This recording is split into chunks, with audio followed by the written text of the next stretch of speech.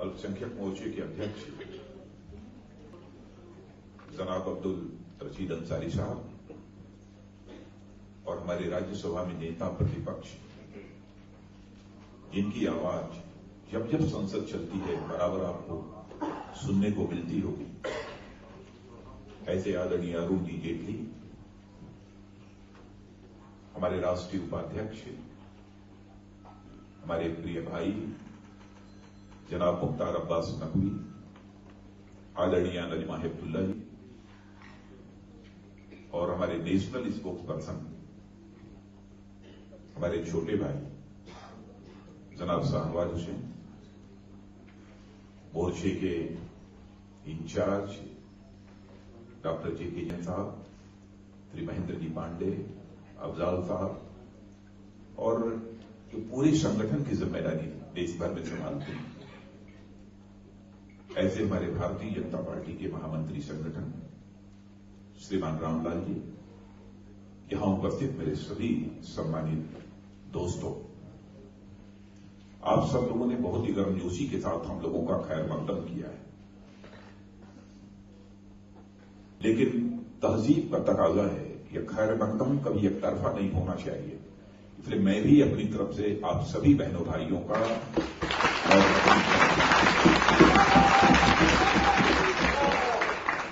और मैं जानता हूं कि जनाब राशिद साहब ने इस हिंदुस्तान के मुस्लिम समाज को भारतीय जनता पार्टी से जोड़ने की जो कोशिश प्रारंभ की है, वैसे कोशिश तो हमारे नकवी साहब, हमारे शाहनवाज हुसैन जी, हमारी बहन नजमा हेपतुल्ला जी, इन लोगों के द्वारा बराबर होती रही, लेकिन जितनी सक्रियता आयु अधिक होने के बावजूद अब्दुल रशीद साहब की देखने को हमको मिलती है, उनकी सौम्यता, उनकी शालीनता,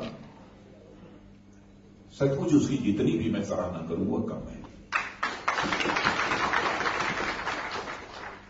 और मैं इस सच्चाई को भी जानता हूं, इस देश का कि मुस्लिम समाज के जेहन में यह बात बैठा दी गई है कि भारतीय जनता पार्टी यह अछूत है। भारतीय जनता पार्टी इस देश के मुस्लिम समाज से नफरत करती है, यह जेहन में लोगों की बात बैठा दी गई, इस सच्चाई को जानता हूं।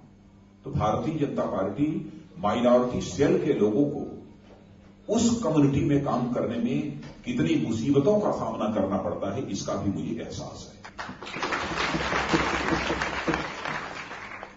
आप लाख हमको समझाने की कोशिश करते हैं, लेकिन आज भी बहुत सारे ऐसे लोग हैं जो केवल वोट बैंक की राजनीति को ध्यान में रखते हुए, यानी चाहे जैसे भी हो हमारी सरकार बननी चाहिए, भले ही देश क्यों न टूट जाए, इस सोच वाले जो लोग हैं वो बराबर हिंदू, मुसलमान, ईसाई, इनके बीच नफरत पैदा करने की कोशिश करते हैं। लेकिन मुझे यह बताते हुए बेहद खुशी हो रही है कि आज हिंदुस्तान में दिनों दिन एक ऐसा माहौल बनता जा रहा है, जब हमारा चाहे मुसलमान हो अथवा ईसाई हो अथवा दूसरे मजहब के लोग क्यों न हो, सभी इस हकीकत को स्वीकार करने लगे हैं कि जैसा हम भारतीय जनता पार्टी के बारे में हमको पहले बतलाया जाता था, भारतीय जनता पार्टी वैसी राजनीतिक पार्टी नहीं है। और मैं पार्टी का अध्यक्ष होने के नाते यकीनन यह बात आपको कहना चाहता हूं, दोस्तों, जिसको भी साक्षी मानकर कहना हो तो मैं कहने को तैयार हूं। हम भारतीय जनता पार्टी के लोग केवल सरकार बनाने के लिए राजनीति नहीं करते हैं, हम भारतीय जनता पार्टी के लोग देश बनाने के लिए राजनीति करते हैं।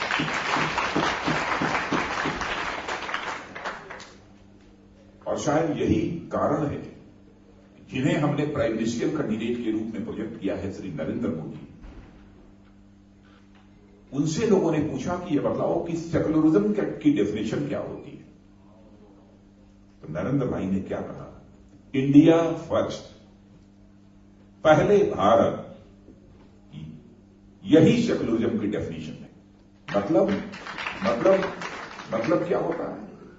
मतलब यह होता है कि जाति, पंथ, मजहब, धर्म, इस आधार पर नहीं बल्कि इंसाफ और इंसानियत के आधार पर इस देश की राजनीति होनी चाहिए, यह संदेश होना चाहिए। मित्रों, हम कम्युनल हैं, हम सांप्रदायिक हैं।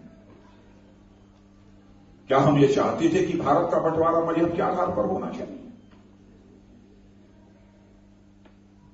जल्दी सत्ता हमारे हाथों में आनी चाहिए।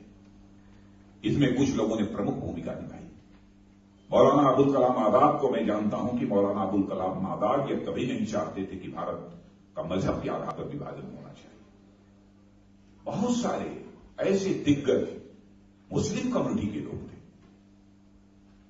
लेकिन अंग्रेजों की साजिश काम आई। मजहब के आधार पर हमारी भारत माता की छाती के दो टुकड़े हो गए। जिन लोगों ने मजहब के आधार पर इस देश का विभाजन स्वीकार किया है, सचमुच सांप्रदायिक और कम्युनल हैं तो वे लोग हैं भारतीय जनता पार्टी। सांप्रदायिक और कम्युनल नहीं है। हमें सांप्रदायिक कम्युनल कहा जाता है। 1984 की याद दिलाना चाहता हूं, जब श्रीमती इंदिरा गांधी की हत्या हुई थी। उस समय हमने नहीं कहा था उनकी हत्या के बाद कि ये बड़ा वृक्ष गिरता है तो धरती हिलती है, ये हमने नहीं कहा था। कांग्रेस के दिग्गज नेता, बड़े नेता जो बाद में प्राइम मिनिस्टर हुए थे, उन्होंने कहा था। हम लोगों ने क्या कहा? माइनॉरिटी जो थी, सिख कम्युनिटी, उनके ऊपर जो जुल्म हो रहा था उसको कंडम किया था और उन्हें बचाने के लिए जितनी ताकत लगाई जा सकती है, हम भारतीय जनता पार्टी के लोगों ने वह ताकत लगाई थी। हम लोगों ने नहीं किया। दंगों की बात की जाती है, भारतीय जनता पार्टी आएगी तो दंगे करा देगी, मुस्लिम कम्युनिटी का सफाया हो जाएगा इस देश से। मैं आपसे जानना चाहता हूं, गोवा, मध्य प्रदेश, राजस्थान, छत्तीसगढ़, यह सब हमारे राज्य का, यहां पर हमारी भारतीय जनता पार्टी की सरकार है। और राजस्थान में पिछले 5 वर्षों तक लगातार वहां पर कांग्रेस की हुकूमत रही है। क्या यह सच नहीं है? वसुंधरा राजे के शासनकाल में एक भी सांप्रदायिक दंगा राजस्थान में नहीं हुआ, सर्वाधिक दंगे रही हुए कांग्रेस की हुकूमत में। क्यों ऐसा? गुजरात, मध्य प्रदेश में दंगा हुआ, छोटी मोटी वारदात कहीं हो गई होगी, वो तो जातियों के बीच भी कभी कभी हो जाती है। केवल मजहब, भिन्न भिन्न मजहब के लोगों के बीच में ही इस प्रकार के हालात नहीं पैदा हो सकता है, कभी छोटी मोटी चीजें नहीं हो गई। गुजरात के बारे में कहा जाता है, ऐसा प्रचार किया गया जैसे लगता है कि मुख्यमंत्री रहते हुए नरेंद्र मोदी ने सारे मुस्लिम समाज के कत्लेआम का आदेश दे दिया। ज्यादातर कैंपों में जाने की यदि कोशिश की है उस समय हमारे मुख्यमंत्री नरेंद्र मोदी जो गुजरात के थे, तो बहनों भाइयों, मुस्लिम समाज के कैंप जहां लगे थे वहां जाने की उन्होंने अपनी तरफ से कोशिश की है। सारे देश में एक ऐसा माहौल पैदा कर दिया। देश में केवल एक दंगे की चर्चा होती है गुजरात की। क्या गुजरात में उसके पहले दंगे नहीं हुए हैं जब हितेश देसाई कांग्रेस के मुख्यमंत्री थे? मस्जिद और मजार बर्बाद कर दिए गए थे, नष्ट कर दिए गए थे, वह कांग्रेस को याद नहीं आता है।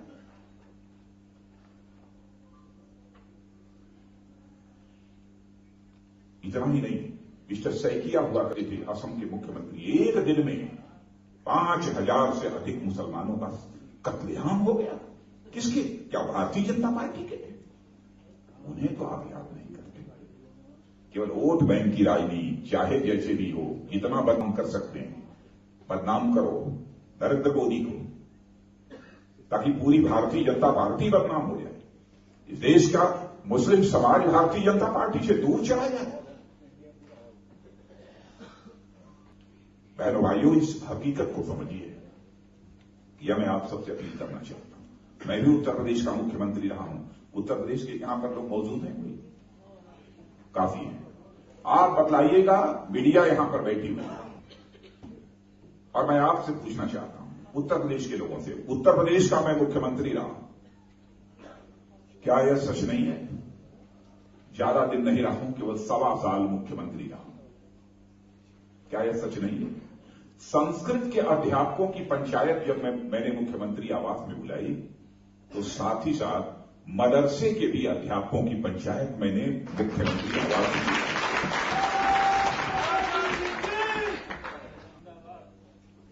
वक्फ बोर्ड के लिए जो कुछ भी हमको उस समय सुझाव दिया गया, क्या हमने नहीं किया? कोई तो बताए। कब तक मुस्लिम समाज को ऐसे ही गुमराह किया जाता है? आज कोई कहता है सच्चर कमेटी की रिपोर्ट आ गई, फला रिपोर्ट आ गई, मुस्लिम समाज की हालत बहुत खराब है। मैं मानता हूं खराब है, मैं उसे नकारता नहीं हूं। कौन जिम्मेदार इसके लिए? इस आजाद भारत में 67 वर्षों 67 ईयर्स के इस आजादी के काल में मोर देन 55 ईयर्स तक यदि हुकूमत यदि किसी ने की है तो कांग्रेस ने की है, भारतीय जनता पार्टी ने नहीं की। मैं कांग्रेस के लोगों से पूछना चाहता हूं, आप तो यह बताओ क्यों तुम्हारे 55 ईयर्स 55 वर्षों की हुकूमत के बावजूद आज यह मुसलमान क्यों गरीब हो रहा है? और बहनों भाइयों, आपसे कभी झूठ नहीं बोलूंगा। नकवी और शाहनवाज दोनों इस बात के हमारे साक्षी हैं। मैं जाता हूं तो डंके की चोट पर मुस्लिम समाज के बीच में बोलता हूं। हमसे कोई कहे भारत का संविधान मजहब के आधार पर रिजर्वेशन की इजाजत नहीं देता, धर्म के आधार पर रिजर्वेशन की इजाजत नहीं देता। आप रिजर्वेशन चाहते हैं? हम ये कहते हैं चाहे हिंदू हो, चाहे मुसलमान हो, चाहे ईसाई हो, जो भी गरीब है उसे आरक्षण दिया जाना चाहिए, उसे क्या यह इंसाफ और इंसानियत का यह तकाजा नहीं है? मजहब के आधार पर होगा, धर्म के आधार पर होगा। क्यों बार बार बांटना चाहते हो? लोगों के जेहन में यह बात क्यों बैठा कर रखना चाहते हो? यदि मजहब के आधार पर भी होगा तो मजहब और धर्म यह हिंदुस्तान में रहने वाले लोगों की जीवन में बराबर यह बना रहेगा और एक दूसरे से लड़ते रहेंगे और अपनी हम बराबर सरकार बनाते रहेंगे। डिवाइड एंड रूल, बांटो और राज करो। क्या चाहते हैं आपकी देश ऐसे ही चलना चाहिए?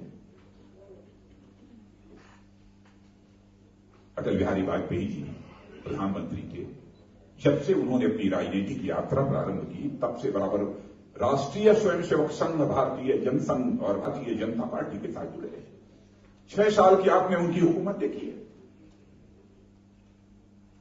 मैं आपसे पूछना चाहता हूं, कितने दंगे अटल बिहारी वाजपेयी ने कराए? वही राजनीति का खून जो उनके नसों में बह रहा है, बहनों भाइयों, वही तो हमारे में भी है, वही अरुण जी के भी है, सबके नसों में बह रहा है।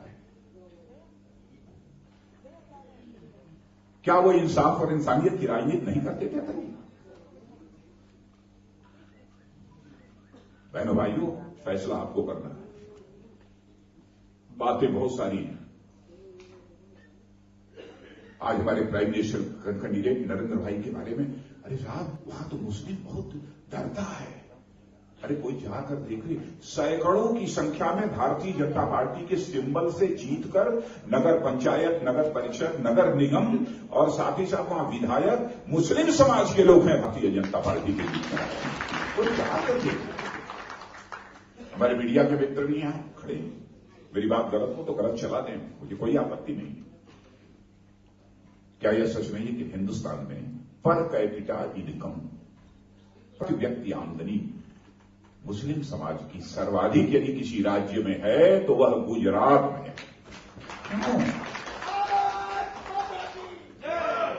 आप जवाब दीजिए कांग्रेस के लोगों, कांग्रेस के दोस्तों। आपने तो 55 वर्ष तक हुकूमत किया, तब ऐसे हालात नहीं पैदा कर पाए। उस शख्स ने तो 10 साल हुकूमत की और ऐसे हालात पैदा कर। इस देश की सबसे बड़ी अदालत ने भी कह दिया कि जो बात 2002 में कही जाती थी गुजरात के संबंध में, वह पूरी तरह से बेबुनियाद है और निराधार है। अब क्या चाहिए? क्या अदालत की बात भी आप मानने को तैयार नहीं? इसीलिए बहनों भाइयों, ज्यादा नहीं बोलूंगा। आज आप सबसे यही अपील कर रहा हूं, अपने माइनॉरिटी मोर्चे के सभी अपने कार्यकर्ता बहनों भाइयों से, हिम्मत और साहस से आप काम लो, डंके की चोट पर लोगों के बीच जाओ और आप अपनी बात आने की जरूरत नहीं। हमारा प्राइम मिनिस्टर कैंडिडेट बार बार कहता है, बार बार भाई हमसे कोई पूछे कि हमारा धर्म क्या है, तो मैं कहूंगा संविधान हमारा धर्म है, कॉन्स्टिट्यूशन हमारा धर्म है।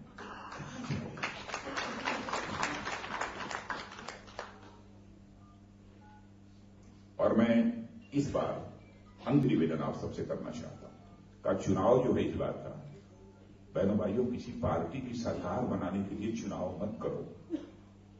इस बार चुनाव यदि आप करो तो देश बनाने के लिए चुनाव करो। केवल सरकार बनाने के लिए मत करो।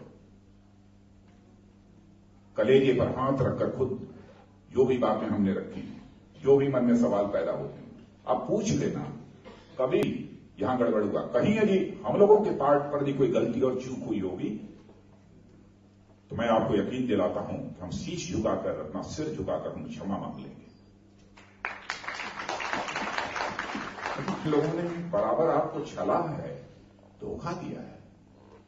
अब लोग कहते हैं कि हिंदुत्व की बात करते हैं, हिंदुत्व की बात करते हैं।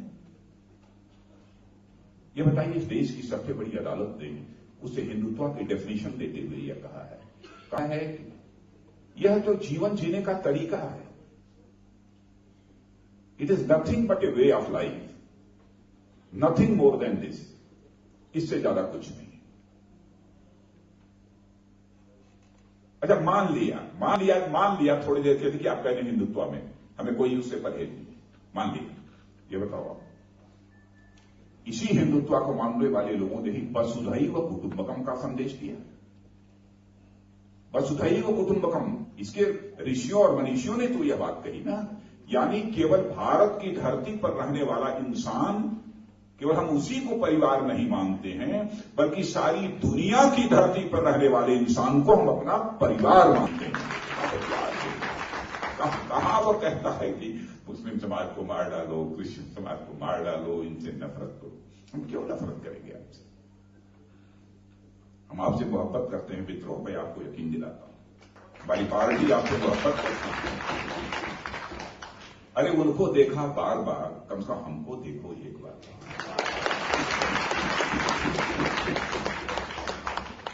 जाकर यही संदेश सभी पहुंचा दो। कई बार उनको देख लिया है। अरे आप 5 साल के बाद चुनाव होंगे ही ना। लोकतंत्र है, आपको पूरा हक हासिल है। एक बार देख लीजिए, यदि एक बार में हम आपकी कसौटी पर भी खरे नहीं उतरे तो फिर आप दोबारा कभी भी मेरी तरफ नजर उठाकर भी मत देखना। यह मैं आपसे कहना चाहता हूं। इन्हीं शब्दों के साथ मैं आप सब अपील करते हुए कि हिम्मत और साहस के साथ खड़े हो जाइए और भारतीय जनता पार्टी, जिसका चुनाव चिन्ह कमल का फूल है, और कमल का फूल भी पैदा होता है तो कीचड़ से पैदा होता है, उसको खिलने दीजिए, खिलाइए। ये खिलाने की जिम्मेदारी आपकी है। भारतीय जनता पार्टी की सरकार बनाइए, आपको हम एक मजबूत भारत देंगे, ऐसा भारत देंगे जिस भारत में परस्पर भाईचारे का रिश्ता होगा। इंसान और इंसान के बीच नफरत पैदा करने की इजाजत नहीं दी जाएगी। इंसानियत की कद्र की जाएगी, इंसानियत की कद्र की जाएगी और हैवानियत को दंडित किया जाएगा। ये तो आप भी चाहते हैं कि हम ही क्यों चाहते हैं? आप भी चाहते हैं कि नहीं चाहते? इंसानियत की कद्र होनी चाहिए। सबके कामकाज को देख लिया है, हमारे हम लोगों के भी कामकाज को आप लोगों ने बहनों भाइयों देखा है। इसलिए आपसे ज्यादा कुछ न कहते हुए बस मैं अपनी शुभकामनाएं देता हूं कि अगली बार जब हम लोग मिलेंगे लोकसभा के चुनाव के बाद, तो मैं समझता हूं कि क्लियर मेजॉरिटी के साथ, पूर्ण बहुमत के साथ भारतीय जनता पार्टी